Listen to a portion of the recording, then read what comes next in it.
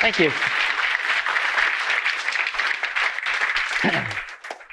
So, my wife and I text every day, and usually about very profoundly important topics. My best friends and I, we have a Facebook Messenger group, and that's how we keep a pulse on each other, of course. My high school friends, they're all on WhatsApp. And for better or for worse, so is my dad. Now, I have a bunch of photographer friends as well that I chat with pretty regularly, and naturally, we DM back and forth on Instagram. And I guess I do occasionally chat with some professional contacts on LinkedIn, though that's still something that I'm getting used to, despite how hard they're pushing that. And of course, there's Slack, everyone's favorite / least favorite work communication tool. There's definitely a love-hate relationship going on there. Back at home, I find myself often chatting with my rideshare driver to coordinate exactly where to pick me up. I don't know how it works here, but for me, the drivers never know where I am despite always having a map right in front of them. It's weird. And similarly, my Uber Eats delivery person can message me directly as soon as my Thai fried rice hits my doorstep, and that's pretty sweet as well. I happen to own a cocktail bar in Toronto, and as you'd guess it, our customers will message us when they're running late for their reservation. And of course, if I want to figure out how my online photography store is doing, all I have to do is send a quick message to my trusty virtual employee, Kit. So chatting, texting, messaging, DMing, whatever you want to call it, it's seemingly inescapable these days. Said another way, whether we're using it to coordinate our dry cleaning or just trying to make Friday night plans, digital conversations are increasingly becoming the preferred way to communicate. And so we're not only chatting more than ever before, we're also chatting in more places than ever before. So, before we get too far, I'm going to take a step back and tell you a little bit more about myself. I know Phil covered a bunch of it already, but as was mentioned, my name is Verne. I'm a designer now based out of San Francisco. By day, I'm also one of the directors of UX for a company named Shopify. Back in 2009, though, I started a design studio in my home city of Toronto in Canada. And we were a design studio that worked primarily with early stage startups that were trying to get their products off the ground, gain traction, eventually get funding. Now, I ran this business with my best friend and business partner for about 4.5 years. We grew our team to 25 people. And at that point, we were actually acquired by Shopify in 2013. And so from there, for the next 3.5 years or so, I focused all my attention on building and establishing what we now know as our UX practice at Shopify. And this was a body of work that I was really passionate about. You see, I wholeheartedly believe in investing in people and empowering them to reach their full potential. And at the heart of it, I felt like a healthy practice and a healthy culture was the key to unlocking that potential. And so I learned a lot over that time, and I tried to write and speak about it as often as I could. Fast forward to a little over 2 years ago, I pack up my life in Toronto and I move west to San Francisco. You see, Shopify had just acquired a brand new product company named Kit, and they were looking to scale a new office in San Francisco. And I guess they figured that my experience in Toronto was actually going to be pretty beneficial. Now, what I didn't realize at the time when I moved was that I would end up taking on the challenge of defining a brand new UX practice for Shopify. And that was called conversational experiences. So inevitably, I submerged myself into this body of work. I fell in love with it. And like all the other previous chapters in my career, I learned a lot. And that's essentially what brings me here today. Taking up all your precious stage time, the only thing that stands between you and lunch right now, I'm sorry. But in hopes of sharing the insights that I've learned in defining Shopify's conversational experience practice. So let's get back into it. We're going to cover 4 things in the limited time that I have on stage today. The first thing is I'm going to close loop on the fact that chat is indeed everywhere. But we're going to talk a little bit about why that's happening. Then we're going to talk about conversational design. What is it? Why does it matter? We're going to spend a little bit of time reflecting on what it means to sound human. And then lastly, we're going to wrap it up with some tangible stuff around defining conversational experiences, or CX, because this industry doesn't have enough acronyms that end with X yet. So when I started this talk, I tried to paint a picture of what is my average day-to-day in a very chat-filled world. And whether or not any of you subscribe to this particular way of life or not, it's actually really difficult to ignore some of the numbers and trends that we're seeing. In 2015, messaging apps officially surpassed social networking apps in monthly active users. And by 2018, the top 4 messaging apps were reporting over 4 billion people worldwide. These numbers are staggering. But here's the thing. Chat isn't new, right? Like, at all. In fact, I remember my first foray into the internet was through this software platform that was called Scribe. And we had this in middle school. And it was introduced to us as a means of just exchanging messages between classmates, presumably for, I don't know, homework, group assignments, or something like that. But we pretty much just used it to send some funny smileys back and forth. And just to show you how far back this was a pre-emoticon, pre-emoji day. Now, Scribe was pretty rudimentary, but it was chat nonetheless. And it wasn't even the first of its kind. So then, if chat isn't new tech, why is it so popular again? You know, what's contributed to this seemingly stealthy resurgence? Well, if you take a step back and sort of reflect on some of the changes and evolutions that we've seen in consumer or even human behavior in the last decade, it's actually quite easy to pick out some of the other factors that are contributing to this movement. For starters, digital adoption is at an all-time high. 56.1% of the world have access to the internet today. That's actually 81% if we're looking at just the developed world. And so with this comes a shift in our preference to prefer interacting with each other digitally. I mean, when was the last time you tried to call somebody unannounced? Like, that's the kind of stuff these days that makes people very uncomfortable. It's also about immediacy. And please excuse the broad sweeping statement here, but we're a generation of increasingly short attention spans, but increasingly high expectations for here and now.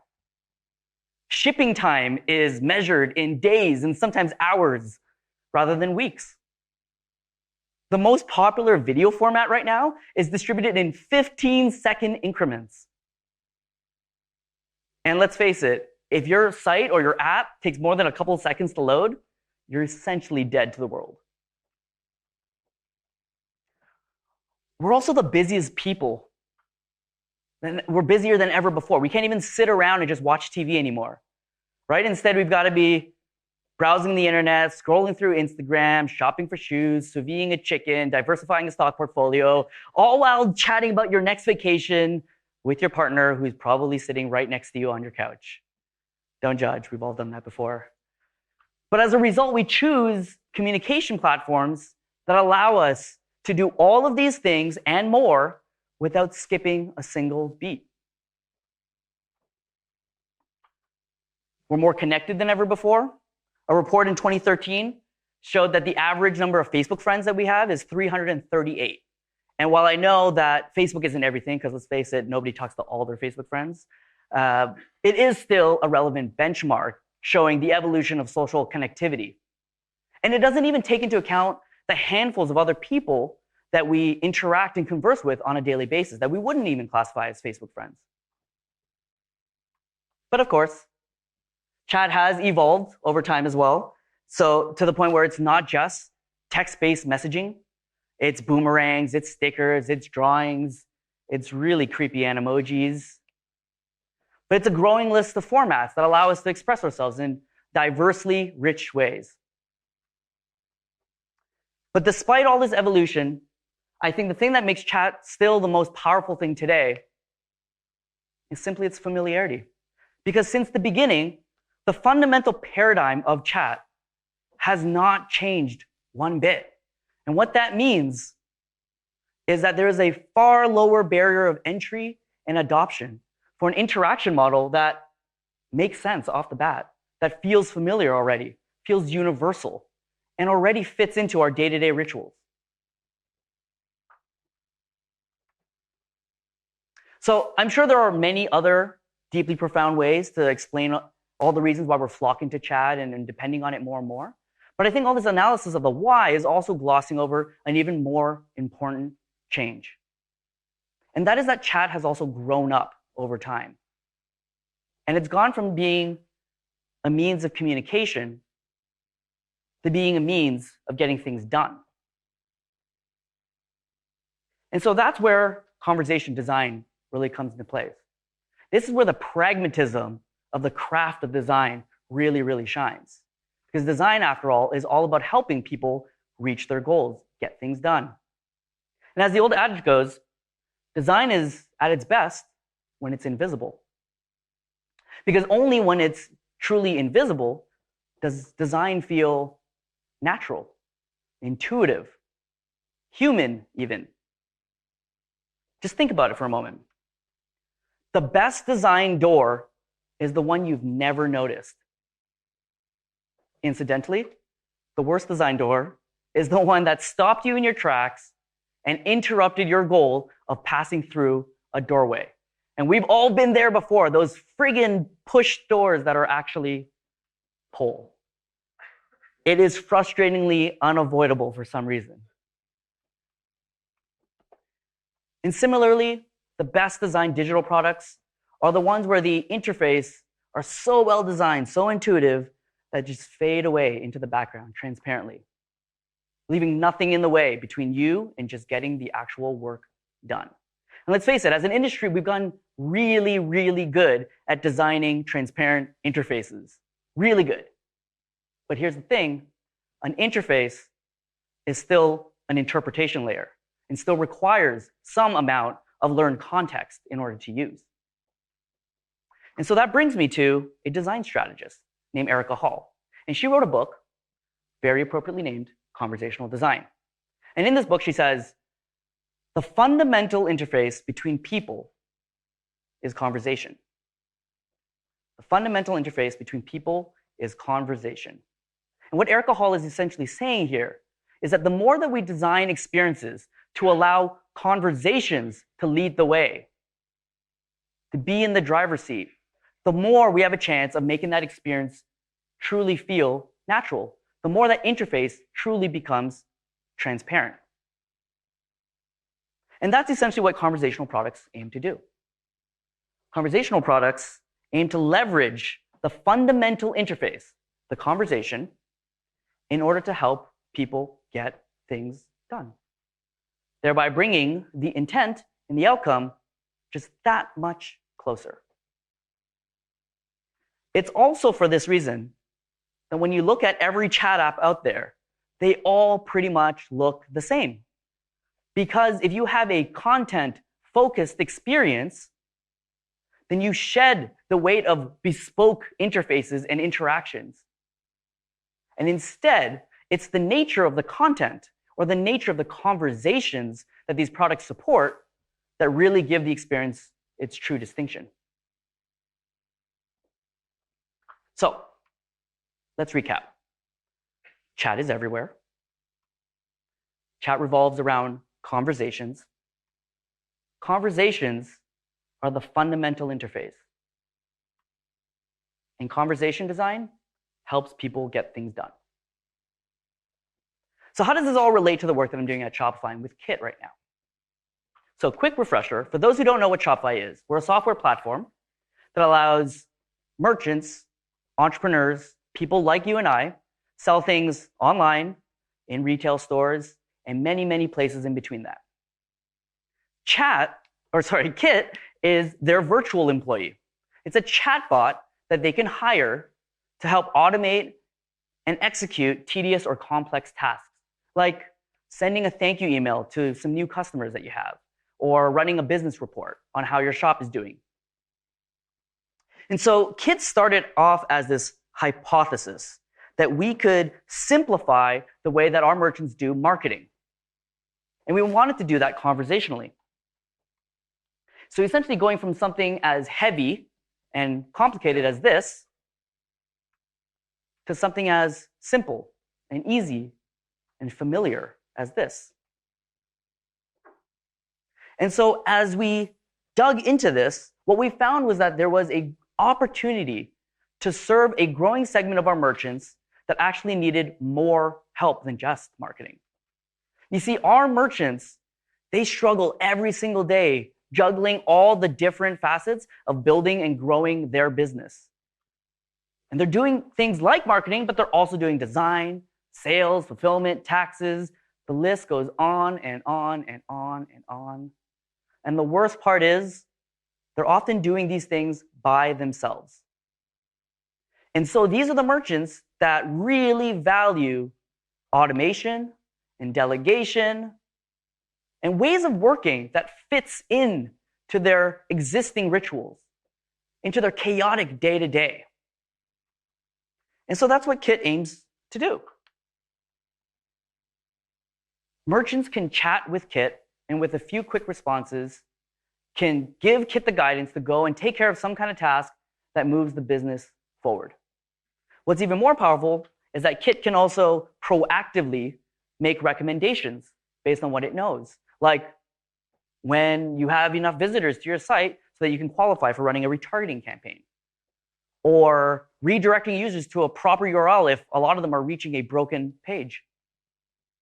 Or even figuring out which products are often sold together so that those can be recommended to more shoppers. So our vision for Kit is really to empower it to do more for the merchants, slowly chipping away at that laundry list that we know that our merchants struggle with every single day. But, of course, for all of this to really work, there needs to be trust. There needs to be a trustworthy, productive working relationship between Kit and our merchants. Almost to the point where Kit feels like a real-life employee, real-life human employee that the merchant has actually gone and hired. So how do you actually create that kind of a relationship with a virtual being? Well, before we answer that, why don't we take a moment and actually reflect on what makes a human interaction actually feel human? So going back to Erica Hall for a moment, she also says in the book, a good conversation is more than the exchange of phrases. It begins with an unspoken agreement and succeeds with cooperation towards a goal. There's two things that I want us all to pay attention here.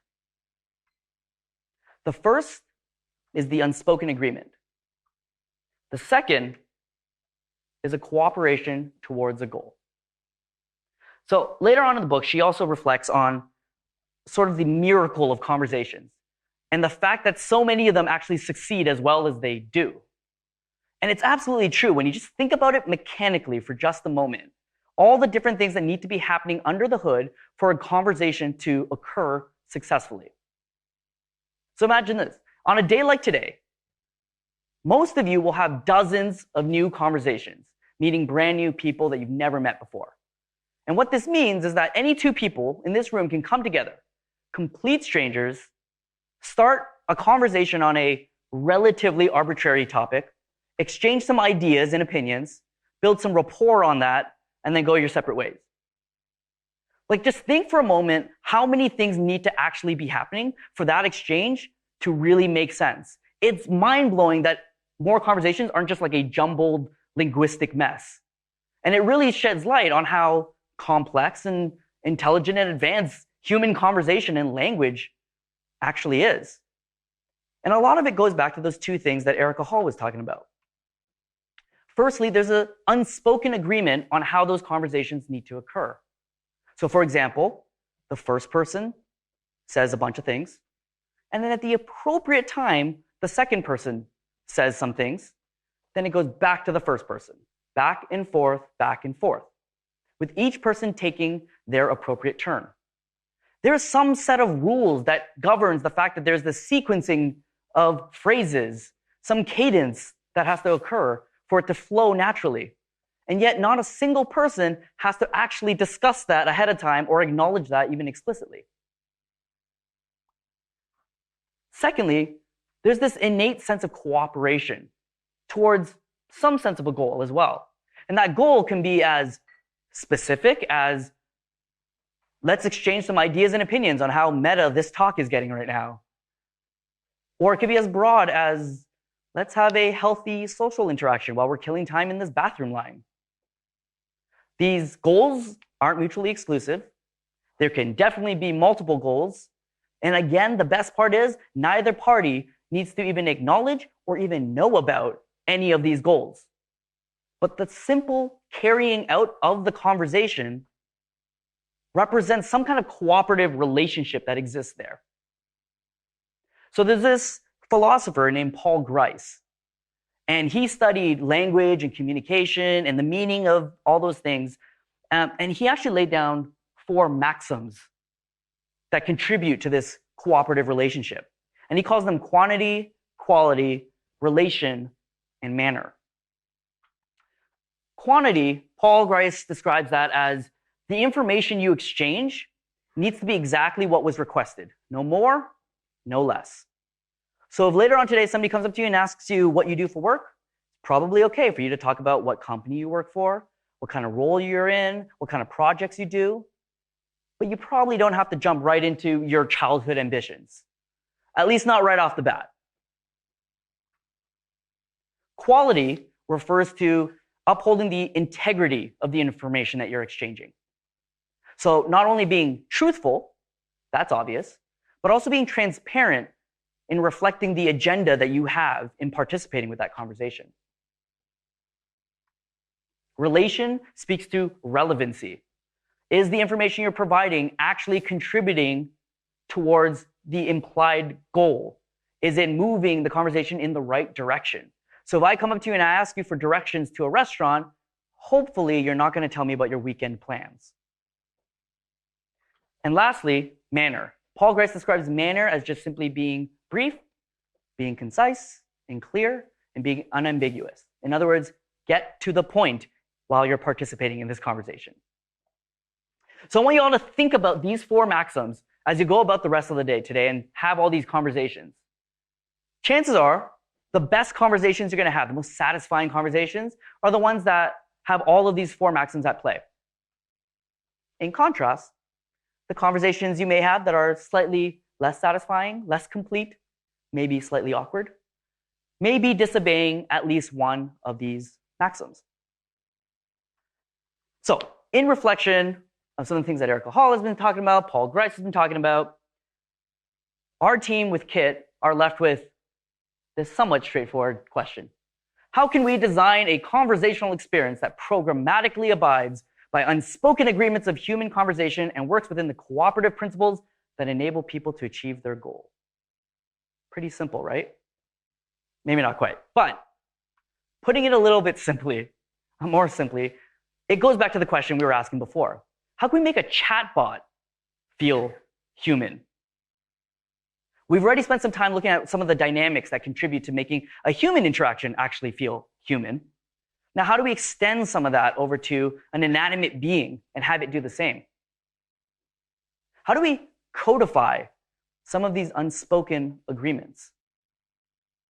So this is some of the work that I've been doing recently for the better part of this year. More specifically, I've been working on writing a set of conversational experience guidelines that attempt to codify some of these mechanics that help make a Kit conversation more natural, more fluid, and inevitably more human. Because after all, these are requirements for ensuring that there is that trustworthy working relationship that we talked about earlier. And so the goal of this body of work isn't even just to standardize and articulate what our ideal conversations look and feel like, but it's also to create a central resource so that anybody can actually go and write effective Kit conversations, whether they be internal teams at Shopify or teams in our third-party developer community. And so when we broke down what makes up a conversational experience, we looked at it as 4 areas that needed definition. The first, voice and tone, conversational structure, conversational patterns, and vocabulary. So let's take a closer look at each one of these. Voice and tone. Most of you are probably familiar with this if you've spent any time with a content strategist or have been a part of any kind of brand exercise. Voice and tone in this case refers to the idea of defining the persona for the bot. So what kind of characteristics should it embody? What language does it gravitate towards using? What's the relationship that it has with the user? Now, in the Google Assistant documentation, Google explains that defining a clear system persona is vital to ensuring a consistent user experience that builds user trust. That makes perfect sense. Amazon describes Alexa as adaptable, personable, available, and relatable. And it includes a lot of guidelines on their site about what each of these 4 characteristics actually mean. And this means that for anybody who is building an Alexa skill needs to abide by these characteristics so that the experience of working with Alexa feels consistent and cohesive rather than fragmented and a little schizophrenic. So similarly, with Kit, we define the relationship between Kit and the merchant as being like an employee to a manager. And so we say that Kit needs to use plain language. That means staying away from buzzwords and slang and lingo and maintaining a grade 7 reading level. We say Kit needs to maintain a business casual tone. That means being professional and respectable. But it's okay to use some casual sentence structures like contractions. Kit also needs to maintain a calm demeanor. It is a professional environment after all, so you don't want to be too excitable. And Kit always needs to be clear and concise when discussing any kind of topic. And most importantly, needs to educate the merchant whenever there's a new concept being introduced. And so some of these characteristics are defined very importantly because it helps us all write conversations that are better tailored towards what our merchant needs are. But it also helps us all better visualize what Kit would actually be if it were personified. The second section of our conversational experience guidelines is all about conversational structure. So the structure is all about defining the anatomy of the conversations, or the logic and the sequence of the messages that stack up to make up your full conversation. And it's really important to be deliberate about how the experience actually breaks down into its individual components. Because when you do that, you give yourself a chance to really acknowledge the role of every single component in moving the conversation forward. You also give yourself a chance to acknowledge what kind of unspoken agreements or rules may need to exist depending on what part of the conversation you're actually in. Now, Microsoft's Azure Bot Service visualizes their structure like this. They call it a procedural flow, essentially describing a sequence of messages that a bot will send to a user to gather input so that it can go and execute a task. And this is a very simple and linear way to visualize a structure. You could also, of course, be a little bit more complicated and have more splits in your logic branch. Here's an example of one of the conversational structures that we use with our third-party developer community. As you can see, it's very simple and very structured as well. It's very focused on achieving a very specific task. But more importantly, you can see that we've chunked out the entire conversation into all its individual components, and we've explicitly labeled them. And of course, with each of these components, we have in-depth documentation about how to think about that component. So for example, for our confirmation component, we'll say something like, start with an acknowledgement word or phrase like, okay, or all right. And also make sure to clearly state that the task has been done on behalf of the merchant. These may sound like very obvious things now that I've read them out, but they're perfect examples of some of those unspoken rules that we don't actually think about, especially when we start writing a new conversation for a bot. And so these are examples of how we can codify some of those things. These are the things that, when done properly, they are a better reflection of how we as humans would naturally converse. And that builds trust. The third section of our guidelines is all about patterns.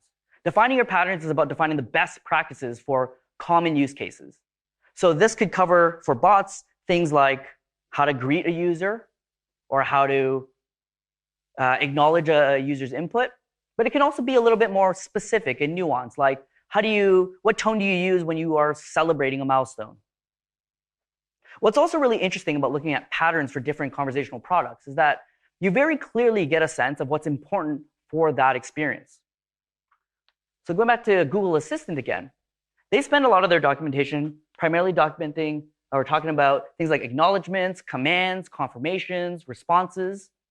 And that makes total sense because your relationship to Google Assistant is all about asking for information and requesting things to be done, and Google Assistant responding accordingly. In contrast, Facebook Messenger bots, they aren't so worried about sentence structure as they are about the arrangement of text and attachments and call to actions and other kind of rich content. And if you've ever interacted with a Facebook Messenger bot, this also makes total sense. Likewise, Kit has its own unique patterns that we define. A few examples here would be permissive language for all the times when Kit is asking for permission from the merchant whether it can carry on with a specific task. And so we have specific guidelines and do's and don't examples on how to approach that. We also write some guidelines on persuasive language for Kit because Kit proactively sends a lot of recommendations to merchants. And when it does so, it needs to sometimes be able to validate why that recommendation is a sound one.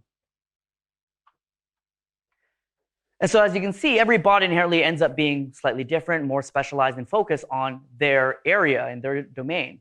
And it's not only how you define the patterns, but also what patterns you choose to define that really give it its distinct fingerprint.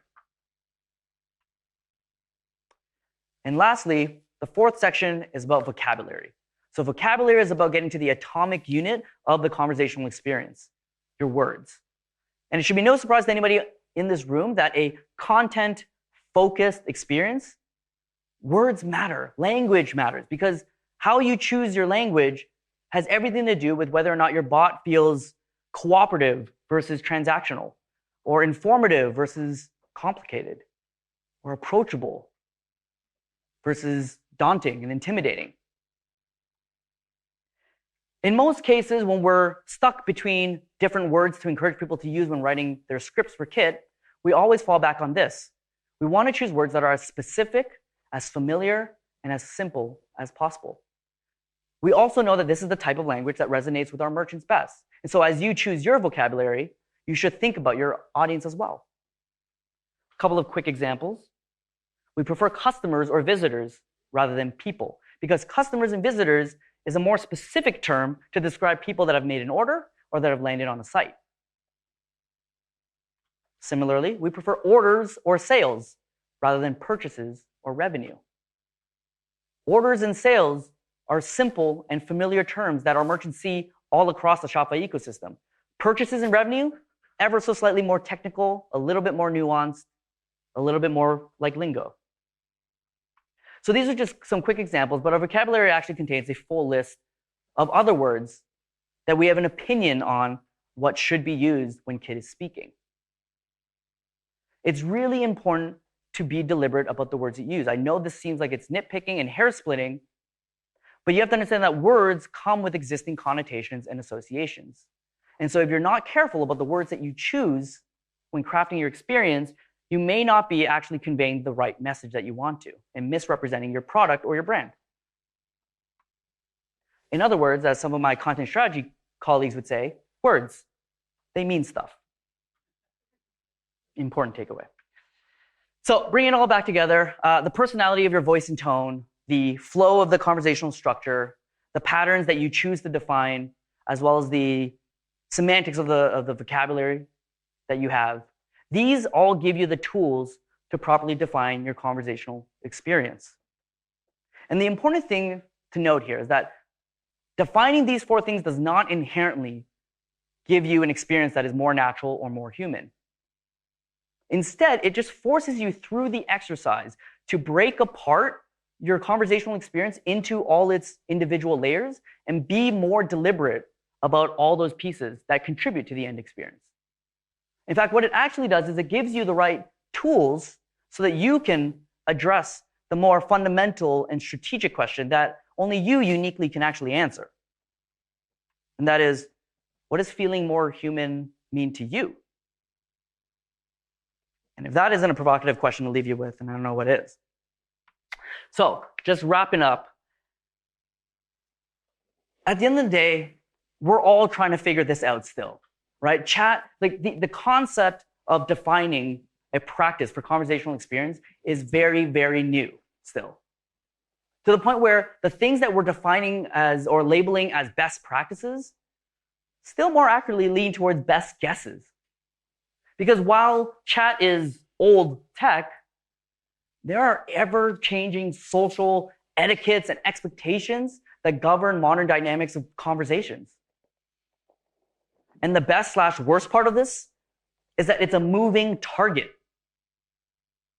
And that's what really makes studying this stuff so fascinating. And when you really boil it down, for me, I think what's most interesting about conversational experiences is just our inherent reliance on it to get everything done these days, from coordinating our laundry to trying to book a meeting to trying to make friends to watch a movie on the weekend. Messaging apps have become our modern day productivity tools. And chatbots, well, it's an accessible source of autonomous labor that just levels the playing field for aspirations big and small. 4 billion people can't be wrong. But of course, if nothing I've said today has stuck and nobody here is more convinced of a conversational future, that's okay. Because the fundamentals of conversational design actually still apply very much to everyday products. Because if you understand the product experiences of any sort are simply a series of actions and reactions being exchanged back and forth, it's actually easy to draw the parallels. So whether the participants are 2 humans, a human and a bot, or a human and your brand, there is absolutely some kind of a dialogue that's happening. Whether you want to acknowledge it or not, that's another question.